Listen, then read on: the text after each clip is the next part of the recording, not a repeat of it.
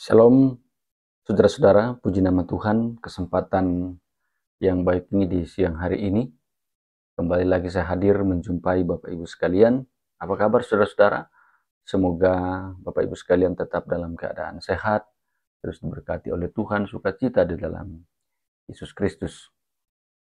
Pada kesempatan ini saudara-saudara, kita akan mendengarkan satu penjelasan dari seorang profesor Islam yang membongkar fakta-fakta tentang Al-Quran.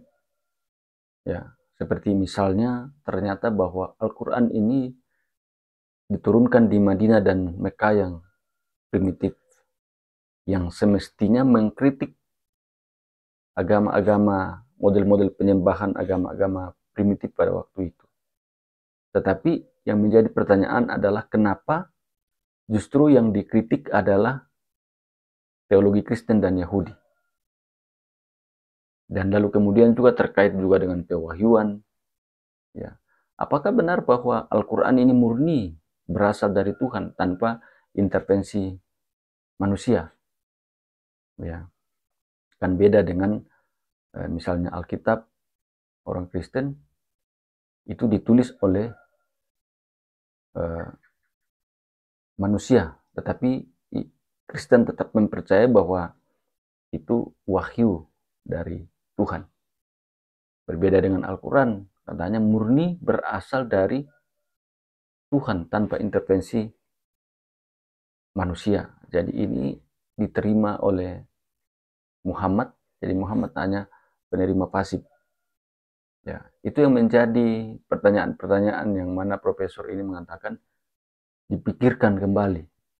Dan masih banyak penjelasan-penjelasan yang lain, seperti misalnya terkait dengan proses kanonisasi, seperti apa, dan lalu kemudian juga mengapa di dalam Al-Quran itu orang-orang Islam nanti itu disiapkan 72 bidadari di surga, ya, akan menjadi istri-istri mereka. Nah, itu kenapa bisa seperti itu? Dan lain-lain sebagainya. Sehingga dengan demikian, menurut saya, dengan kita mendengarkan baik-baik ini, kita akan semakin disadarkan, kita akan semakin dicerahkan bahwa kita bersyukur menjadi orang Kristen. Karena apa yang kita imani, Alkitab yang kita imani, yaitu sungguh-sungguh sumber kebenaran sejati. Nah, di lain sisi juga orang-orang Islam mesti harus menyadari bahwa konteks dari Al-Quran yang sesungguhnya, ya seperti tadi, itu diturunkan di Madinah dan Mekah untuk orang-orang yang primitif, orang-orang primitif, beragama primitif yang semestinya mengkritik penyembahan berhala pada waktu itu, tetapi tidak seperti itu. Nah, sehingga dengan demikian, saya kira orang Islam tidak perlu sedikit-sedikit orang Kristen ini kafir, orang Kristen pasti masuk neraka, jadi kayu bakar dan lain sebagainya. Padahal sadarkah bahwa kami pun juga mengimani, mempercayai bahwa kalau engkau tidak percaya Yesus, engkau tidak terima Yesus sebagai Tuhan dan Juru Selamat, engkau pasti akan masuk neraka. Itu iman kami. Dan bagi kami juga bahwa di luar Kristen itu kafir. Tapi kami tidak seheboh Anda. Kafir. Tidak perlu. Yang penting cukup kita mengimani apa yang menjadi ajaran agama kita, ya sudah. Nah, oleh karena itu, saudara-saudara, untuk lebih lengkapnya, kita tonton bersama-sama. Jangan lupa untuk tonton sampai selesai, supaya saudara jangan salah paham. Selamat menyaksikan. Rabbi shrah li sadri wa yassir li amri wahlul 'uqdatam min lisani yafqahu qawli. Good morning everyone. It's nice to see you all and thank you for coming. Juga terima kasih untuk Datuk Dr. Faruk atas jemputannya dan it's real honor to be here today. Topik yang diberikan untuk saya bicarakan pada pagi ini adalah memikirkan kembali Al-Quran baik sebagai teks ataupun sebagai wahyu. Dibanding tema kemarin, ini tema yang saya kira lebih berat ya. Saya diminta untuk memikirkan kembali tentang Al-Quran lagi. Ini saya kira tema yang tidak biasa, karena Al-Quran itu biasanya kita terima apa adanya, secara taken for granted, dan saya diminta untuk memikirkan kembali. Dan sudah banyak sarjana-sarjana muslim itu yang menderita hanya karena memikirkan kembali. Dan saya diminta untuk memikirkan kembali. Jadi saya harus siap-siap untuk juga menderita pada siang ini. Seperti Anda tahu, salah satu sarjana di Egypt, di Mesir, Nasir Hamid Abu Zaid, itu terpaksa harus exile dan hidup di Belanda, di Netherlands, hanya karena rethinking the Quran. Jadi karena ini tuntutan, maka saya harus juga melakukan apa yang diminta oleh Dr. Faruk, memikirkan kembali Al-Quran. Yang akan Anda dengar itu adalah ijtihad saya. Barangkali beberapa hal asing bagi Anda, mungkin juga tidak, tetapi ini sebuah perspektif ya. Dulu ulama-ulama kita itu sangat terbuka dengan keragaman perspektif. Anda bisa lihat misalnya Tobari yang menulis tafsir yang terkenal itu, Jami'ul Bayan fi Ta'wil Ayil Quran. Salah satu ciri dari Tobari, ulama muslim yang menulis tafsir terkenal abad keempat atau abad ke-9 dalam tahun Masehi, setiap ayat atau bahkan kata yang dia tafsirkan selalu diawali dengan kalimat fihi ta'wil. Dalam hal ini ada banyak penafsiran, dan beliau akan sebutkan ini orang yang berpendapat begitu, dia akan mengatakan ini orang-orang yang mengatakan, disebut dengan riwayatnya. Ini juga yang akan mengatakan berbeda. Jadi ulama dulu itu sangat terbuka dengan keragaman pandangan. Bahkan terhadap pendapat-pendapat yang dia tidak setuju. Coba kita bandingkan sekarang. Kita yang hidup di abad 21. Jangankan kita mengutip pendapat orang yang berbeda di buku kita. Kita tidak mengutip, bahkan kita menghajar, menghina, mengkondem orangnya, bukan bahkan pendapatnya. Nah, yang ingin saya ajukan adalah satu perspektif yang mungkin berbeda, tetapi saya sebenarnya mengikuti tradisi klasik bahwa keragaman pandangan itu harus kita rayakan, harus kita celebrate. Saya akan fokus pada dua hal, karena diminta untuk bicara tentang Quran, baik sebagai teks ataupun sebagai wahyu. Ini yang akan menjadi, saya memang persiapkan prepare PowerPoint in English. Mungkin ada perbedaan kata, istilah, pengucapan dan seterusnya. I hope the slide in English would help somehow. Saya akan pertama bukan pada sejarah teks Al-Quran, dan apa kaitannya dengan pemahaman baru terhadap wahyu. Ya, jadi ini yang akan menjadi fokus pembicaraan saya pada siang ini. Nah, mari kita mulai dengan yang pertama tentang teks Al-Quran. Dalam sumber-sumber tradisional, kalau Anda baca misalnya Sirah Nabawiyah, ya, baik karya ulama-ulama awal seperti Ibnu Hisham yang menulis karya Biography of the Prophet, The Life of the Prophet, Sirah Nabawiyah, beliau itu meninggal tahun 150 Hijriah atau 767 Masehi.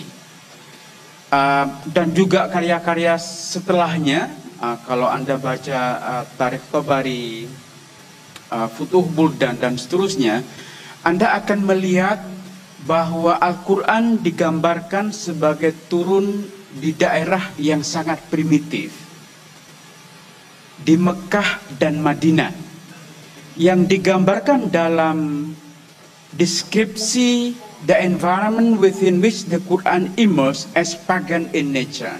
Mereka adalah orang-orang musyrik yang punya peradaban yang primitif. Bahkan disebutkan Umar bin Khattab, khalifah kedua, itu disebutkan ketika masih masih hidup dalam masa jahiliyah, dia menguburkan anaknya hidup-hidup. Ya, saking primitifnya, Anda tidak mungkin membayangkan lingkungan iklim yang lebih primitif seperti yang digambarkan oleh Al-Quran, oleh sumber-sumber Muslim. Ya.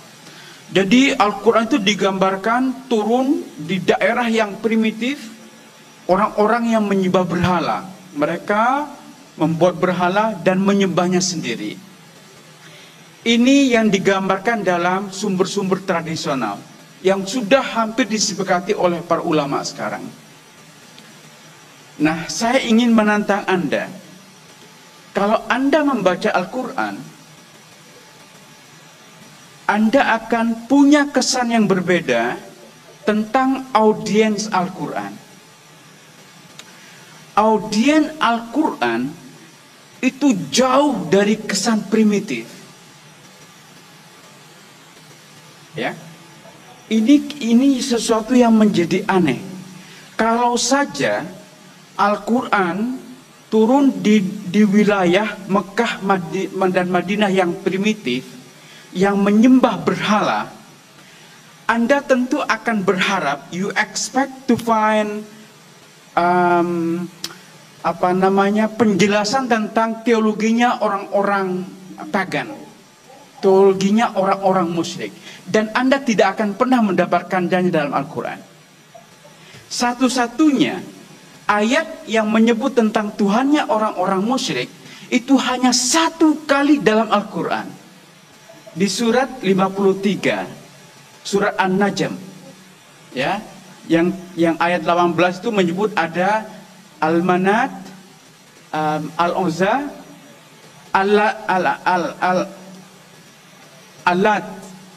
Al-Uzza dan Al-Manat. Itu satu-satunya tempat di dalam Al-Quran di mana Tuhannya orang-orang musyrik disebut. Ini aneh. Kalau Anda misalnya sekarang di KL, Anda tidak pernah ke Amerika, ya, Anda menulis tentang kehidupan orang-orang di KL. Kemudian buku Anda tidak akan pernah menyebut Donald Trump. Tidak akan pernah menyebut Donald Trump. Karena yang Anda ketahui adalah masyarakat Muslim di KL. Ini kan aneh dengan Quran yang kita punya. Digambarkan turun di Mekah Madinah yang pagan, orang-orang musyrik, tapi diskusi tentang teologinya orang-orang musyrik tidak ada dalam Al-Quran. Dan yang kita saksikan justru sebaliknya. yang banyak terdapat dalam Al-Quran adalah penjelasan atau dalam tanda garis miring kritik terhadap teologinya orang-orang Kristen dan Yahudi. Nah, masihkah Anda akan percaya dengan sumber-sumber Muslim yang menggambarkan bahwa Al-Quran itu diturunkan di Mekah dan Madinah yang primitif, yang menyembah berhala? Padahal yang disebut dalam banyak ayat dalam Al-Quran adalah kritik-kritik terhadap teologinya orang-orang Kristen dan Yahudi. Nah, sekarang Anda mulai memikir, pasti tidak mungkin Al-Quran ini turun di daerah primitif seperti yang digambarkan dalam sumber-sumber Muslim yang kita miliki. Karena itu, audien Al-Quran pastilah orang-orang yang punya tingkat peradaban yang tinggi, ya, yang terlibat dalam diskusi-diskusi yang sangat ilmiah, yang berdebat secara sangat filosofis, ya. Saya ingin beri contoh misalnya di surat Yasin, ya. Surat Yasin itu sering kita baca kalau misalnya ada orang meninggal, ada orang sedang dying, ya. Karena memang temanya itu tentang masalah kematian.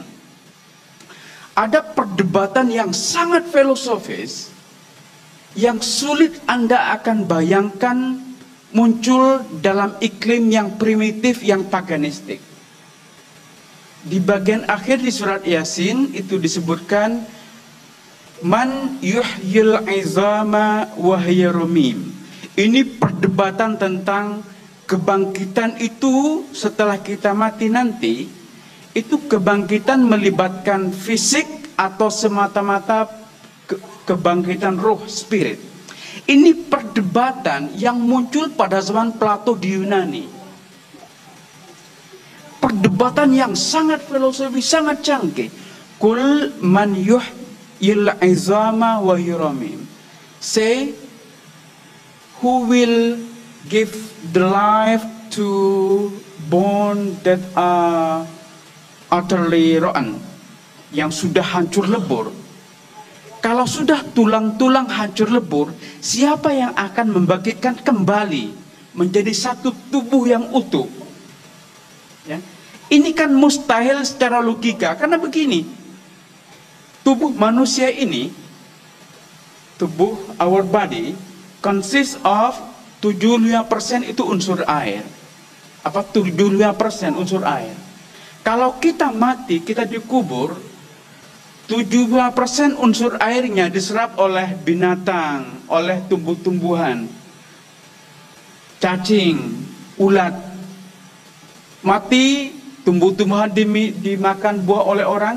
Jadi untuk membangkitkan satu orang manusia seperti saya, Tuhan itu harus mengembalikan unsur-unsur yang saya miliki, yang diserap oleh binatang, oleh tumbuh-tumbuhan.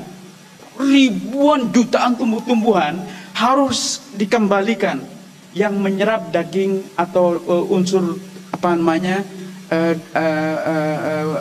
unsur air dari saya. Jadi ini kan mustahil secara logika, kata orang-orang yang menjadi audien Quran. Dan Al-Quran mengakui bahwa itu mustahil secara logika.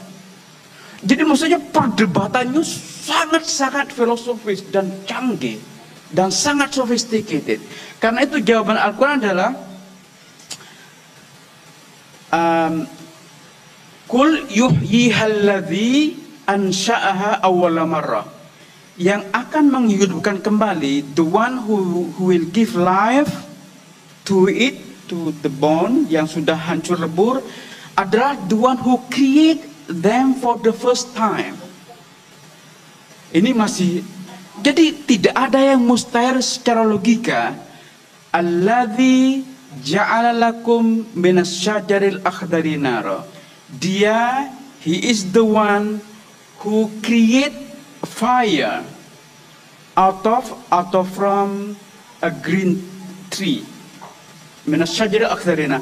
Jadi Tuhan itu bisa menciptakan api yang panas dari kayu-kayu yang hijau. Akhdarina roh. Ini kan mustahil secara logika, tapi kata Tuhan, kata Al-Quran, tidak ada yang logically impossible for God.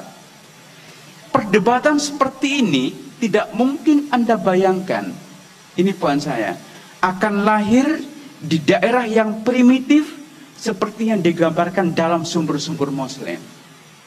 Belum lagi kalau Anda berbicara tentang perdebatan teologis.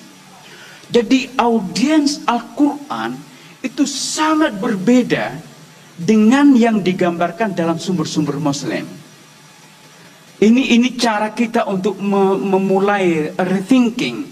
Jadi hal-hal yang kita anggap taken for granted, itu bahwa itu benar, sebenarnya sangat problematik.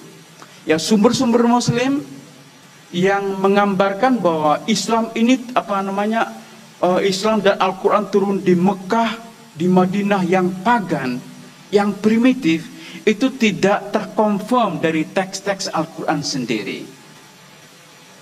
Ini satu cara untuk menantang Anda memulai rethinking, perlunya rethinking bahwa hal-hal yang Anda anggap sebagai benar itu sebenarnya tidak terkonfirmasi dengan Al-Quran. Karena itu ada orang yang cukup gila, namanya John Wansbrough. Dia seorang sarjana besar di Inggris, yang karya-karyanya sangat sulit untuk kita baca, menulis 2 buku yang terkenal. Salah satunya ini, judulnya The Sectarian Milieu. Buku yang kedua terbit hampir bersamaan tahun 78, tahun 77-78, itu berjudul Quranic Studies. Wansbrough ini kita boleh tidak setuju dengan jawabannya, tapi dia telah mengadres persoalan yang penting. Sebab kata dia, kalau kita melihat dalam teks Al-Quran dengan perdebatan yang sangat sophisticated, perdebatan teologis dengan orang-orang Kristen dan Yahudi, maka tidak mungkin kita bayangkan Al-Quran ini akan turun di Mekah dan Madinah. Tidak mungkin. Seperti yang saya tadi contohkan itu, kalau Anda menulis buku di KL, ya, Anda tertutup di sini, tidak tahu apa-apa tentang dunia luar, Anda tidak akan menulis tentang sejarah Donald Trump. Tidak mungkin. Anda akan menulis hal-hal yang Anda ketahui di sini, tentang kehidupan, tentang macetnya jalan, traffic dan seterusnya di sini di KL. Tapi kenapa Al-Quran itu merekam perdebatan yang sangat filosofis, yang sangat teologis, yang sangat sophisticated terhadap orang-orang Yahudi dan orang-orang Kristen? Kata orang yang gila ini, John Wansbrough, pastilah, ini kita boleh tidak setuju dengan jawabannya. Kata dia, pastilah Al-Quran ini tidak mungkin turun di Mekah dan Madinah. Pada abad ke-6 dan ke-7, daerah yang memungkinkan terdapat perdebatan yang sangat sophisticated, perdebatan teologis, terutama antara orang-orang Yahudi dan Kristen, itu hanya akan terjadi di Mesopotamia. Maka menurut dia, Al-Quran itu pasti muncul di daerah Mesopotamia, di Irak sekarang. Kita boleh tidak setuju dengan jawabannya, tapi dia telah mengajukan the right question. Kalau Anda percaya dengan sumber-sumber Muslim, maka Anda harus maka sumber-sumber Muslim itu telah berbeda sepenuhnya dengan gambaran yang ada dalam Al-Quran. Nah, karena itu kita perlu rethinking terhadap sumber-sumber Muslim, the Muslim sources yang kita miliki sekarang. Nah, dalam banyak penelitian mutakhir, anggapan bahwa Arabia Mekah dan Madinah sebagai daerah yang primitif, yang terisolasi dari dua peradaban besar di Bizantin dan Persia, itu sudah mulai questionable, sudah mulai call into question.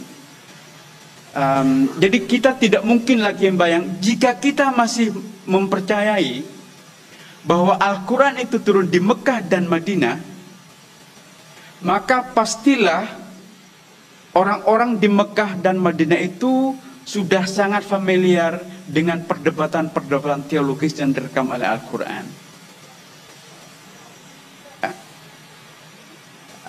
Kalau Anda misalnya lihat bagaimana Al-Quran menceritakan kisah-kisah dalam Bible, biblical figures, biblical stories, biblical narrative, ya, Al-Quran itu tidak pernah menceritakan secara detail.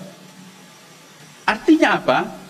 Artinya the Quran assume that its audience has already been familiar with the stories, sehingga tujuan Al-Quran bukan menceritakan cerita demi cerita, tapi supaya audiensnya mengambil ibrah, mengambil pelajaran.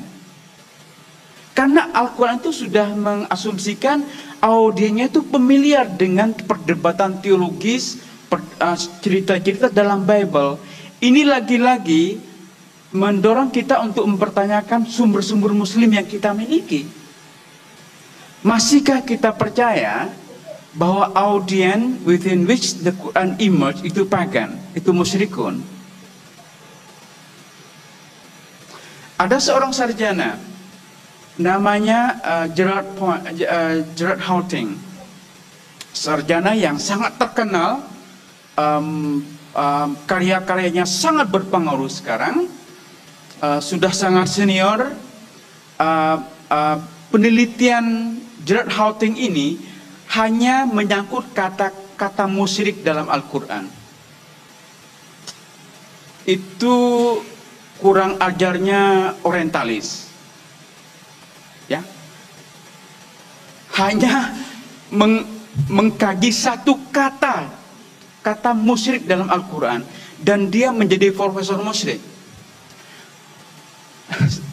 Tapi tidak lucu ya, anda serius sekali. Saya sebenarnya ingin bercanda bahwa ada profesor musyrik. Dia, karena dia penelitiannya tentang kata musyrik, dia menjadi profesor yang sekarang sangat disegani dan menjadi salah satu sarjana besar dalam Quranic Studies di Inggris sekarang. Menulis buku judulnya The Idea of Idolatry, the idea tentang patung. Jadi karena dia hanya mengkaji tentang kata musyrik dalam Al-Quran dan sumber-sumber Muslim, ya. Jadi menurut analisis Houghting ini, kata musyrik itu sebenarnya pernyataan polemik Al-Quran, ya. Itu pernyataan polemik Al-Quran, dan pernyataan ini adalah pernyataan yang sangat subjektif, karena orang-orang yang dituduh Al-Quran sebagai musyrik belum tentu mereka mengakui dirinya sebagai musyrik, ya. Saya contoh misalnya, kalau Anda sering datang ke kuburan, ya, Anda atau minta blessing, minta syafaat ke mufti, ya. Kalau itu yang sering Anda praktekkan, kemudian Anda ceritakan itu ke orang-orang Wahabi di Saudi, Anda sudah bisa mengira apa yang akan dikatakan oleh orang-orang Wahabi Saudi? Anda pasti akan dikatakan musyrik. Tapi apakah Anda mengaku sebagai musyrik? Tidak. Jadi pernyataan musyrik dari orang-orang Wahabi Saudi itu adalah pernyataan polemis. Mereka tahu bahwa Anda sebenarnya Muslim, tapi karena Anda tidak sejalan dengan keyakinan orang-orang Wahabi, maka Anda dituduh sebagai musyrik. Padahal Anda bukan musyrik. Jadi Al-Quran ketika menggunakan ini argumennya Houghting, Al-Quran ketika menggunakan kata musyrik, polytheist, itu adalah pernyataan polemis. Kalau Anda masih yakin bahwa Al-Quran itu turun di Mekah dan Madinah, yang cukup familiar dengan dengan teologi orang-orang Kristen dan Yahudi, dan itu yang menjadi address, dan mereka dituduh musyrik oleh Al-Quran, itu adalah pernyataan polemis. Al-Quran tahu bahwa mereka sebenarnya tidak musyrik. Dalam polemik, what is the purpose of polemic? To win over the argument. Dalam polemik, tujuannya adalah memenangkan perdebatan. Jadi Al-Quran sedang berdebat dengan orang-orang Kristen dan Yahudi, dan karena itu menggunakan kata musyrik. Jadi musyrik yang digambarkan dalam Al-Quran, Anda jangan bayangkan seperti yang ada dalam sumber-sumber Muslim, yang adalah orang yang membuat patung dan kemudian menyembahnya. Tidak harus. Tidak harus. Jadi kalau kita meneliti Al-Quran dengan lebih kepala dingin dan tidak terbatas dengan dibatasi oleh literatur yang kita miliki, maka kita akan punya insight yang berbeda. Ya, ada profesor lain di Amerika, itu namanya David Powers. David Powers ini hanya meneliti satu kata yang muncul dalam Al-Quran, yaitu kata kalalah. Ya, kata kalalah. Kalau musyrik ini muncul banyak sekali dalam Al-Quran, tapi kata kalalah itu hanya muncul sekali, dan ini kemudian disebut dengan havak legomenon dalam bahasa Madura. Serius sekali. Havak legomenon itu artinya satu kata atau istilah yang hanya muncul sekali dalam Al-Quran. Itu disebut dengan havak legomenon. Kenapa misalnya hanya satu kata kalalah muncul dalam Al-Quran? David Powers, seorang profesor yang karyanya sangat disegani, menulis banyak buku, hanya meneliti hanya kata kalalah dalam sumber-sumber Muslim. Jadi manuskrip Quran yang kuno di hampir seluruh dunia, yang ada di Semarkan, ada di Istanbul, ada di Paris, ada di Mesir, semua diteliti oleh dia, termasuk manuskrip yang tahun 72 ditemukan di Yaman, sekarang dikenal dengan manuskrip San'a, ya. Tahun 72 di San'a di Yaman, ibu kota Yaman, itu ada masjid yang direstorasi, masjid yang kuno sekali, dan di atapnya itu, di ceilingnya itu ditemukan fragment of the Quranic manuscript. Dan sekarang fragmen manuskrip ini disimpan di perpustakaan di Birmingham di Inggris, dan dilakukan penelitian. Jadi sudah ada penelitian radiokarbon dan seterusnya yang sangat ilmiah, dan diakui ini sebagai Quran yang paling tua yang kita miliki sekarang, yang kemungkinan bisa dilacak hingga abad ke-7. Artinya ketika Nabi Muhammad masih hidup. Bahkan ini yang agak kontroversi, bahkan bisa pula manuskrip ini bisa dilacak bahkan sebelum Nabi Muhammad masih hidup. Ini memang menjadi kontroversi dan saya tidak akan masuk ke situ karena berbahaya. Tapi poin saya adalah David Powers itu meneliti kapan, apakah di semua manuskrip itu ada kata kalalah tidak. Itu dia.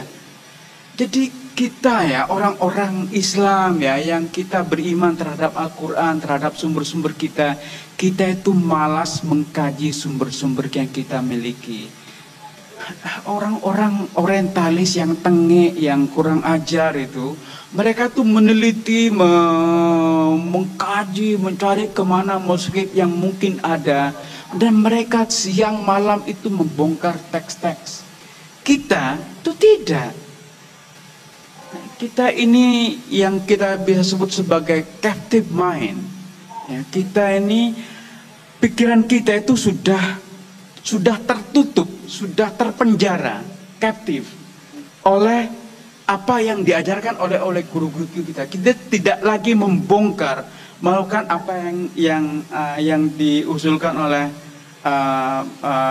Datuk Farouk sebagai memikirkan kembali. Itu maksud saya.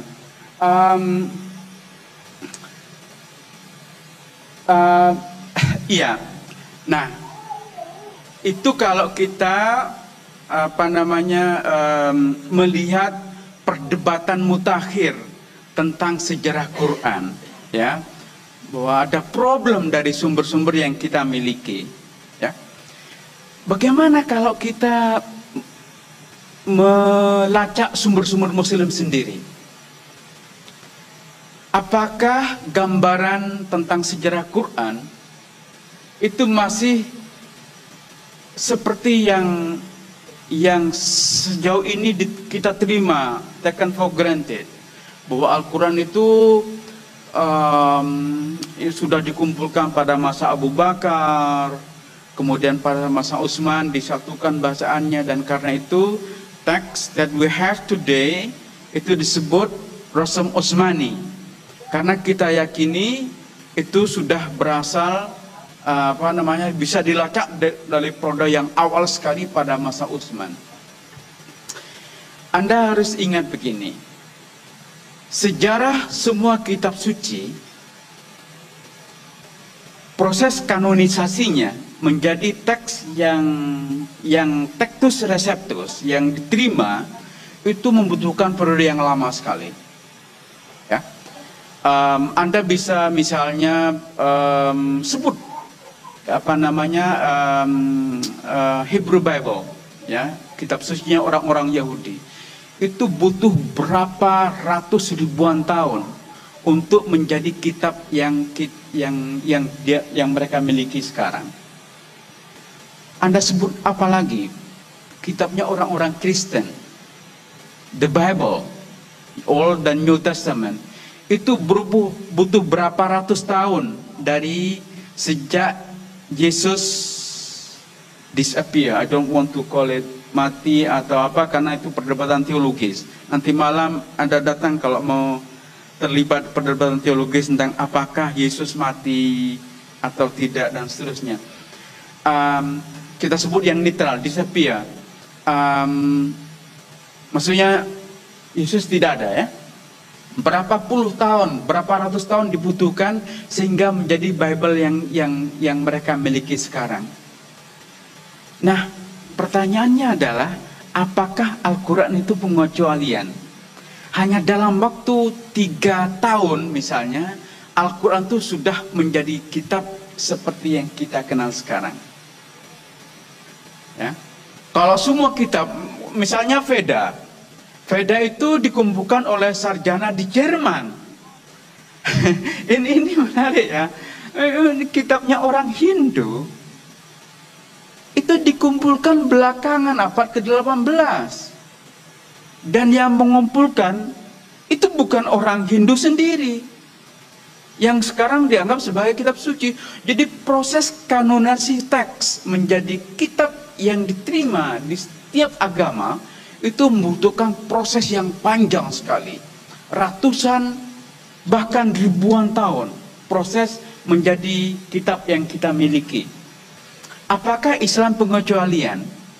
Kalau Anda membaca sumber-sumber Muslim yang kita diajari oleh guru-guru kita, maka jawabannya iya. Kitab suci Muslim itu pengecualian, karena dari zaman Abu Bakar, Utsman sudah dikumpulkan menjadi satu mushaf, ya. Itu yang kita imani secara taken for granted, bahwa Islam is an exception, pengecualian. Tapi kalau melihat dari perdebatan dalam kesarjanaan mutakhir, itu susah dipertahankan.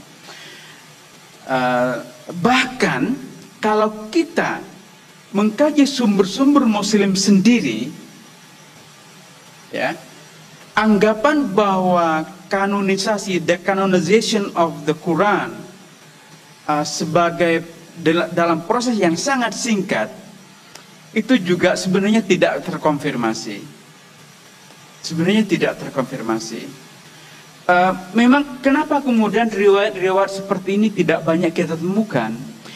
Karena kitab-kitab yang kita miliki itu ditulis ketika pandangan bahwa kitab Al-Quran telah menjadi satu mushaf sangat awal pada zaman Abu Bakar dan Utsman, itu sudah menjadi pandangan ortodoksi.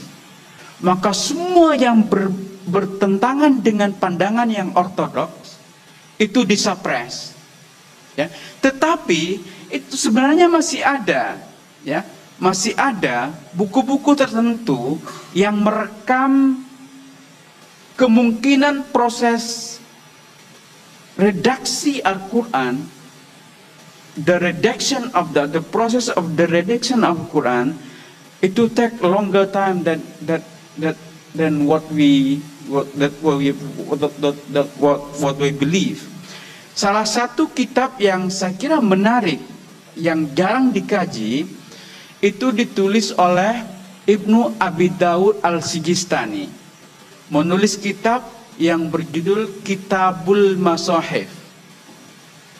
Ya.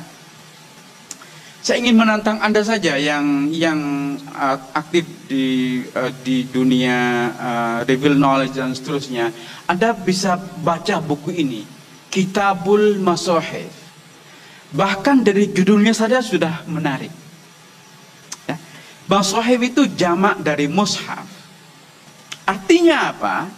Artinya menurut Sijistani bukan hanya ada satu mushaf, ya, ada banyak mushaf dulu. Dulu itu ada lebih dari satu mushaf. Mushaf is codex, ya, the codex of the Quran. Itu dulu banyak codex, banyak Quran dulu. Jadi anggapan bahwa Quran menjadi satu mushaf sejak awal sebenarnya tidak sepenuhnya bisa kita pertahankan. Kalau Anda membaca Kitabul Masahif, ya, Anda akan melihat bahwa proses redaksi Al-Quran, proses editing, kata editing terlalu berat, saya susah mencari nama, takut salah lagi seperti kemarin. Jadi proses editing Al-Quran itu saya kira masih melalui proses yang lebih panjang dibanding yang kita duga. Saya kira saya tidak perlu lama-lama, nanti saya kehabisan waktu, ya, untuk membicarakan yang kedua. Tapi kalau Anda membaca Kitabul Masahif, misalnya ada Abdul Malik bin Marwan bersama gubernurnya. Abdul Malik bin Marwan itu adalah khalifah kelima dari Bani Umayyah. Dia punya gubernur di Irak namanya Hajjaj bin Yusuf yang sangat agresif. Mereka membentuk satu komisi untuk mengedit Al-Quran. Di antara orang-orang, the members of the commission to edit the Quran, itu ada seorang yang bernama Ubaidullah bin Ziyad. Anda bisa baca di Kitabul Masahif di Al-Sijistani, itu disebutkan bahwa Ubaidullah bin Ziyad ini menambah alfain alifin. Dia menambah 2000 alif ke dalam Al-Quran. Dulu tidak ada alif, ya. Dulu kalau kalimat dibaca panjang itu tidak dengan ada alifnya, tapi cukup dikasih tanda. Seperti misalnya Bismillahirrahmanirrahim. Bismillah, la itu kan panjang, tapi kan tidak ada alifnya, hanya dikasih harkat, ya. Alif. Jadi masih banyak di Quran sekarang yang kata-kata panjang itu tidak ditambah dengan alif. Nah, Abdullah bin Ziyad ini adalah satu di antara members of the commission yang menambah-nambah alif ke dalam Al-Quran. Ya. Salah satu yang menjadi perdebatan ini, jadi dulu itu orang berdebat tentang Quran itu biasa sekali. Biasa sekali. Orang menganggap Quran itu salah, itu dulu biasa. Ini kita tidak mungkin sekarang. Saya bisa dibunuh kalau mengatakan itu. Halal darahnya. Dulu Utsman saja, Anda tahu Utsman itu orang yang punya inisiatif untuk menyatukan Quran. Bacaan Quran. Utsman sendiri, Anda ini ada dalam sumber-sumber Muslim, ini ada. Hanya kita malas tidak baca. Ini problemnya orang Muslim. Saya juga. Ya, kita tuh tidak baca. Utsman, khalifah kedua, khalifah ketiga, ketika menyaksikan ada yang salah dalam Al-Quran, kata Utsman, biarin saja. Orang-orang Arab kita ini pasti tahu cara membacanya yang benar.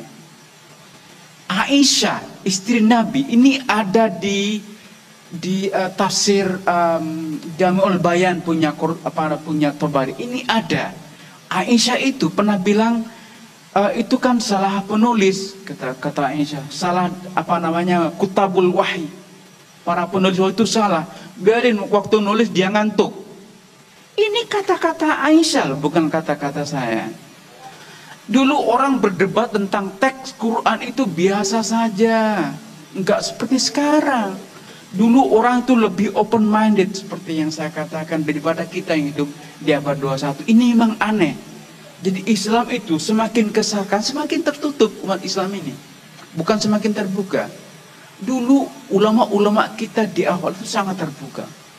Jadi Ubaidullah bin Ziyad ini berdebat dengan Hajjaj bin Yusuf. Ya, Hajjaj bin Yusuf orang yang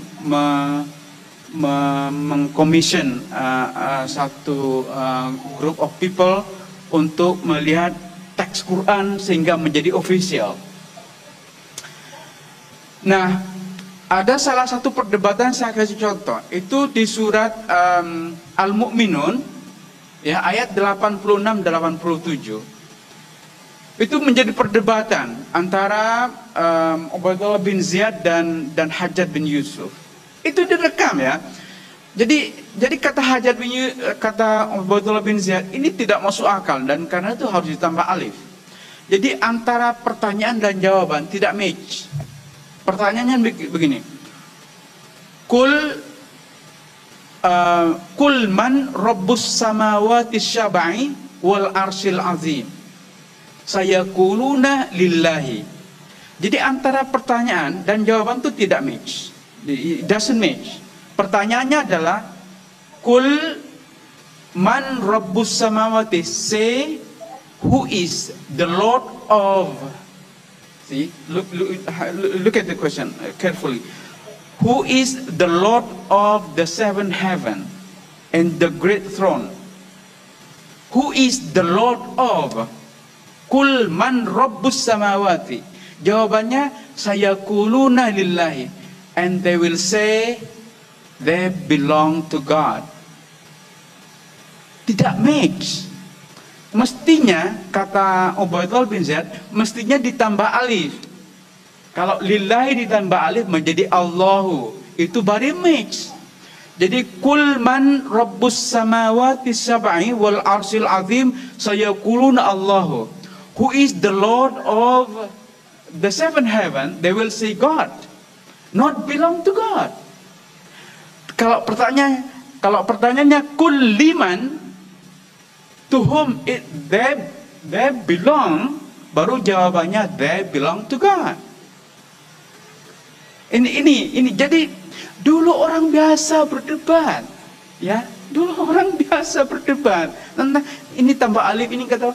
Kita sekarang kalau sudah menyangkut Quran, oh kita takut, ya. Makanya saya sebenarnya takut juga. Diberi judul memikirkan Al-Quran, itu saya takut juga. Dulu ulama-ulama kita tuh sangat terbuka, sangat open-minded. The debate on the nature and the text, even the text of the Quran. Apalagi tentang masalah yang kedua yang akan saya bicarakan supaya tidak lama-lama. Apalagi tentang masalah konsep wahyu. Tentang integritas teks saja, the integrity of the text itself. ada debate, apalagi tentang pemahaman wahyu.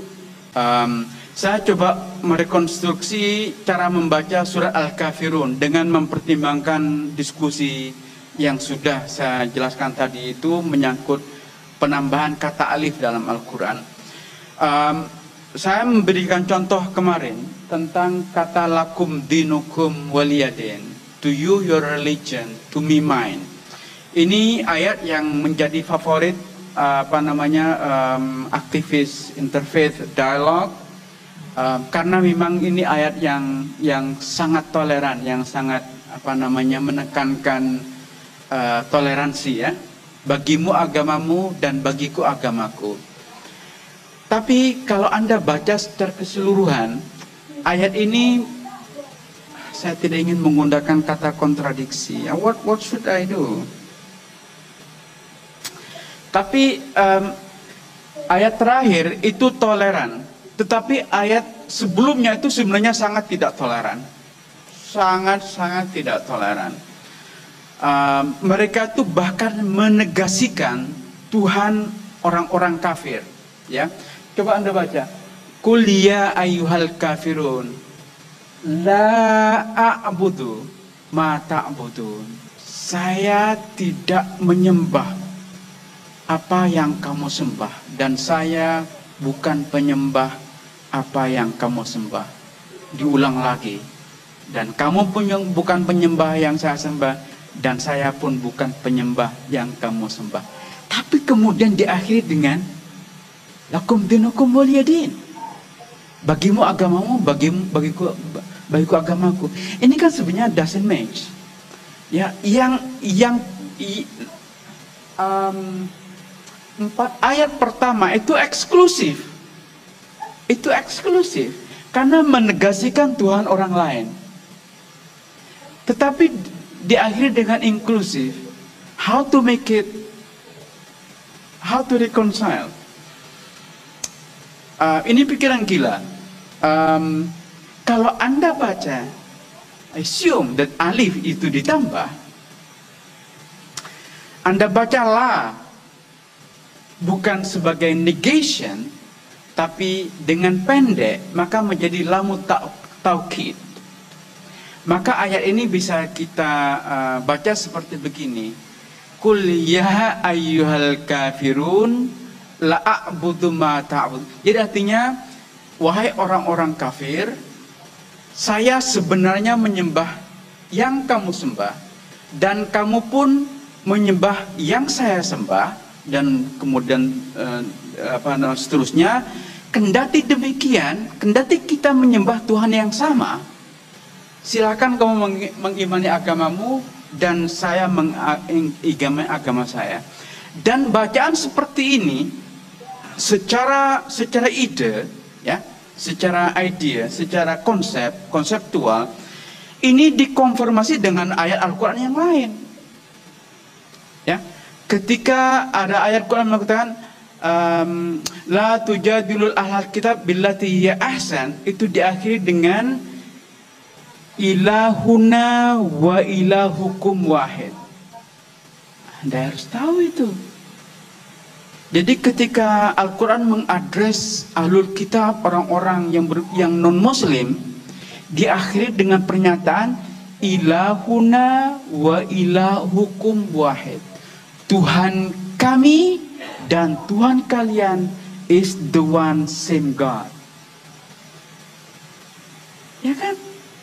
Jadi orang-orang Muslim dan ahlul kitab, Yahudi dan Kristen, kami semua mengimani dan menyembah satu Tuhan yang sama.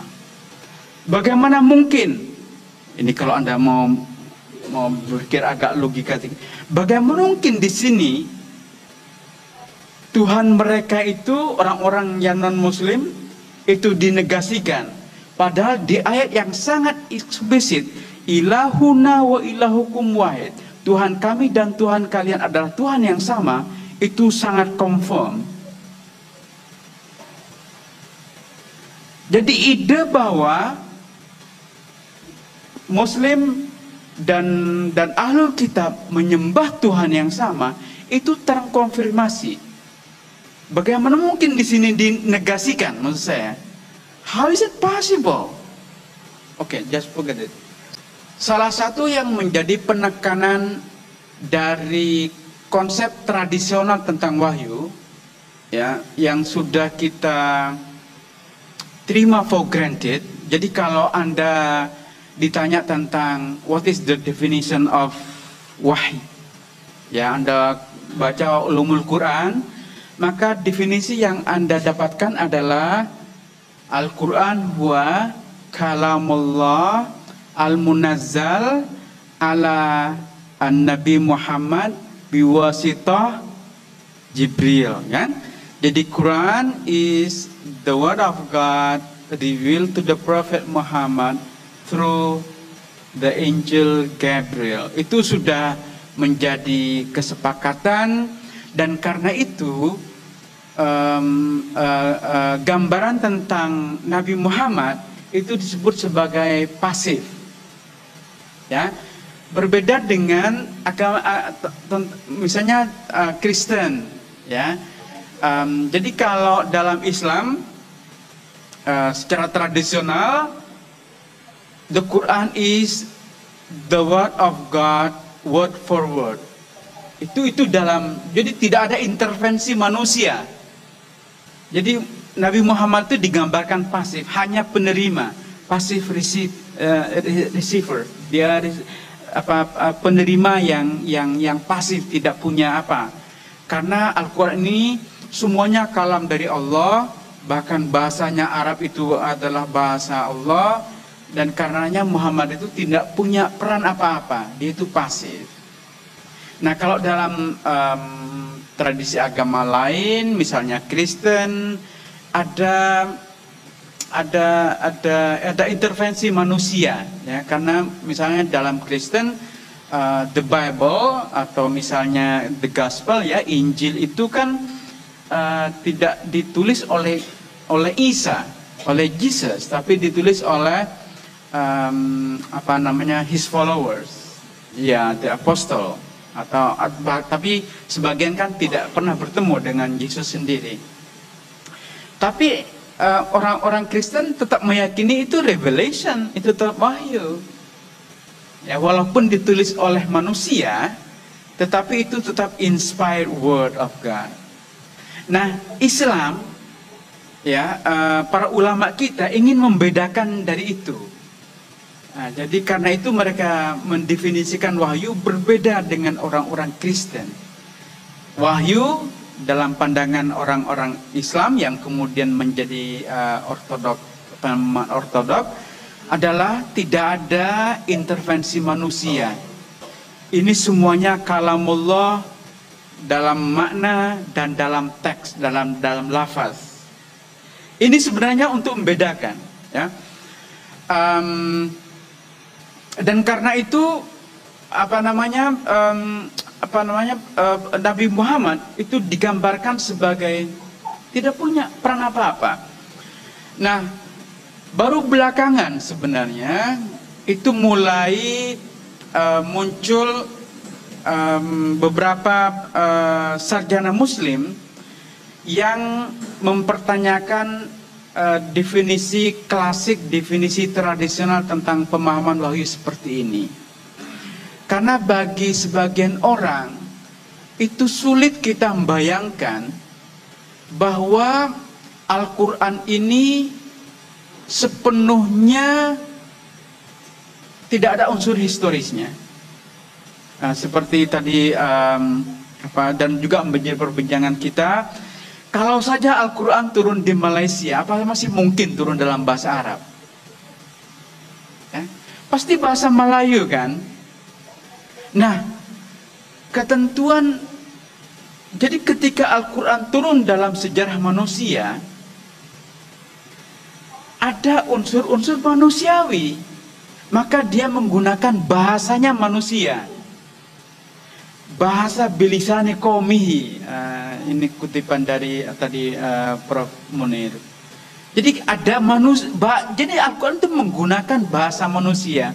Bagaimana mungkin kemudian tidak ada intervensi manusia? Padahal Al-Quran ini menggunakan bahasa manusia, menggunakan idiom-idiom human yang bisa dipahami oleh manusia saat itu. Misalnya kenapa Al-Quran itu menggambarkan sorga begitu aja sih gitu. Anda kalau tinggal di Malaysia ya, dengan green yang seperti ini indahnya, apa enaknya sorga yang digambarkan Quran? Malaysia is still more beautiful. Ya kan? Al-Quran itu kan menggambarkan sorga itu mengalir di bawahnya air-air dan ada tumbuh-tumbuh. Di sini yang nggak ada enaknya. Tapi karena turun di Arab yang gersang, gambaran tentang ada air yang mengalir, sungai itu indah banget itu. Coba Anda sekarang ke Bogor, itu lebih indah dibanding yang digambarkan Quran. Jadi Al-Quran itu menggunakan idiom-idiom untuk to attract people. Karena itu dia menggunakan idiom-idiom manusia. Misalnya sekarang yang menjadi perdebatan itu orang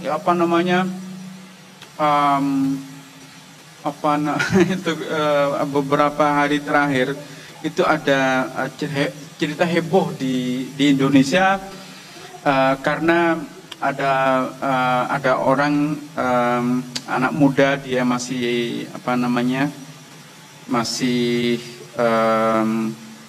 belum matang ya cara berpikirnya, menganggap katanya nanti kalau di surga itu orang punya 72 bidadari, mereka orgis mereka seks bersama-sama. Gimana coba Anda bayangkan, Anda satu punya 72 bidadari. Itu kan yang terjadi bisa orgi. dia dia belum matang, jadi dia mikirnya begitu.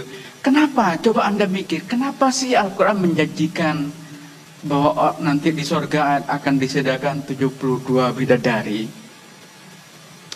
Itu juga karena ada faktor kultur Arab.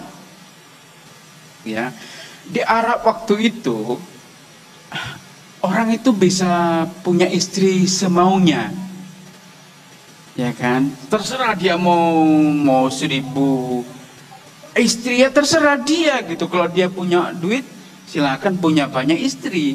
Nah, Islam itu datang dengan membatasi. Jangan banyak-banyak lah, 4 lah kalau kalian bisa. Ya kalau nggak bisa ya 1 saja gitu kan. Terus orang protes, loh, yang ngapain saya masuk Islam? Mending saya tetap dengan agama saya.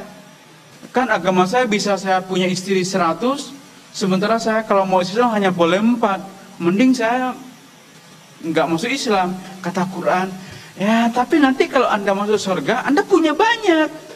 Jadi ada unsur kultur Arabnya, maksud saya. Dan karena itu menganggap bahwa tidak ada unsur manusiawi dalam teks Quran, itu sekarang menjadi tidak fashionable. Maka orang-orang seperti Fazlur Rahman misalnya, itu dia mengatakan bahwa Al-Quran itu ya memang 100% the word of God, no doubt.